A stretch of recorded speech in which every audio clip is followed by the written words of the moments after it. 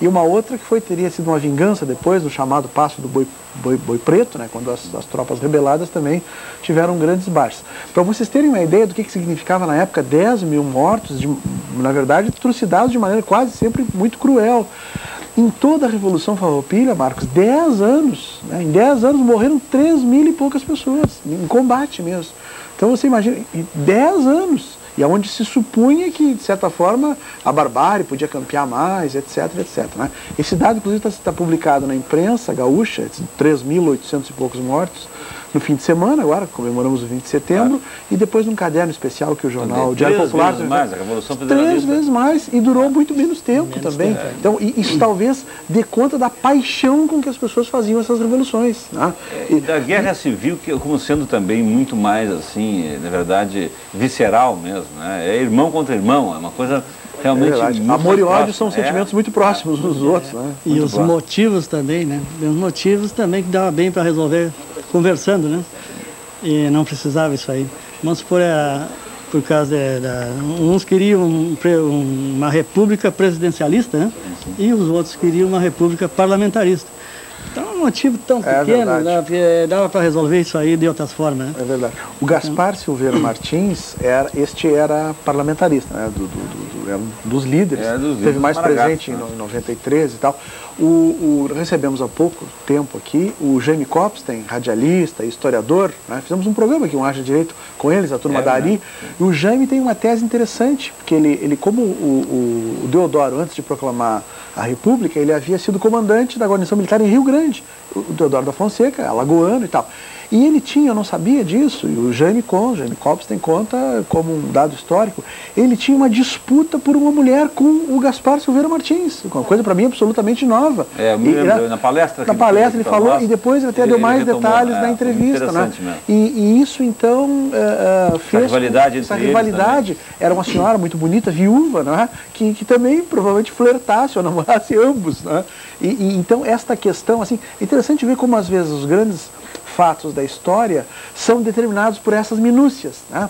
Eu fiquei sabendo recentemente que no dia que o então tenente Peron, com um outro amigo seu, o capitão, o coronel, saíram com duas moças, duas mulheres, saíram para jantar, enfim, para dançar.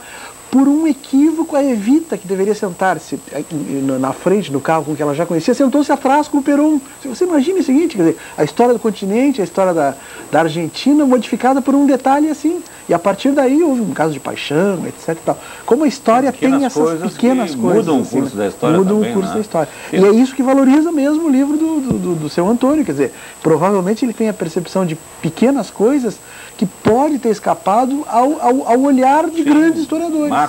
Macrovisão, né, da história, que não traz elementos muito... Eu procurei fazer uma pesquisa em mais ou menos 5 livros. Né? Foi mais de 500 páginas, tranquilamente, que eu li. Né? E dentro dessas 500 páginas, eu tirei o que tinha de melhor. Assim, o que tinha mais interessante, né, para as pessoas lerem. Fazer um livro de 128 páginas, que né? Sempre guiado pelo relato do seu pai. Pegando partes melhor, não, aí no caso das revoluções, né? Sim, certo. As batalhas, os motivos pelo qual brigaram, né? Claro, os causos também, isso aí foi ouvido. Eu entrevistei agora netos do velho, né? Que seriam primos do meu pai. Você fez também um trabalho no livro, também aparece então... Causa, né?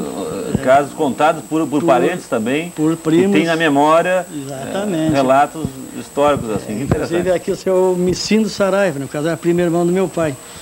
E foi um neto em cujos braços o velho Joaquim Antônio morreu, já com 100 anos de idade, nos braços do seu Micindo Saraiva. O seu Joaquim Antônio Saraiva morreu com 100 anos de idade? 100 anos de idade. Coisa impressionante, né? E o seu Micindo sabia muito da vida dele, professor. E foi este homem que me deu, vamos supor, uma ideia do que era o finado Joaquim Antônio Saraiva, né? Que é uma pessoa de um sentimento muito grande. Conte um pouquinho para nós, assim, claro, o livro tem todas as suas riquezas, né? A riqueza que vai, aos poucos o leitor vai podendo absorver, mas assim, para o nosso telespectador ter uma ideia um pouco da história de Joaquim Antônio Saraiva.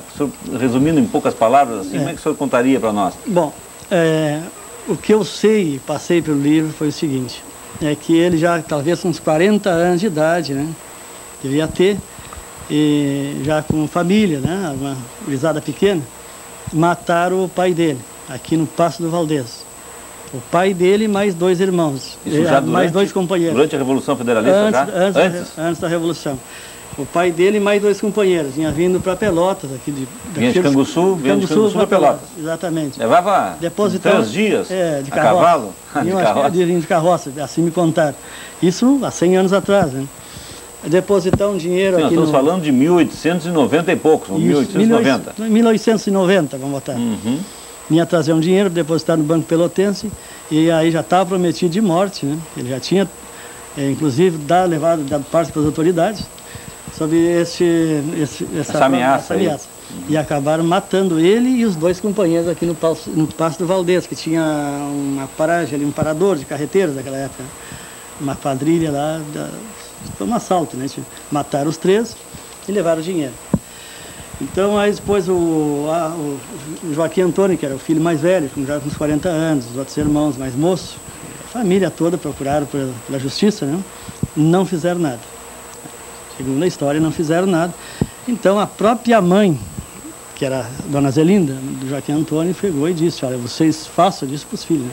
Vocês vão e vingam a morte do pai de vocês, senão eu vou vingar. Assim, né, contar a história, está relatado no livro. Então eles passaram a vingar a morte do pai, né? Sabiam quem era inclusive, a segunda história, um próprio compadre estava metido, um compadre Joaquim Antônio. E mais a quadrilha era de uns 4, né? Mínimo uns 4, tinha mais outros companheiros.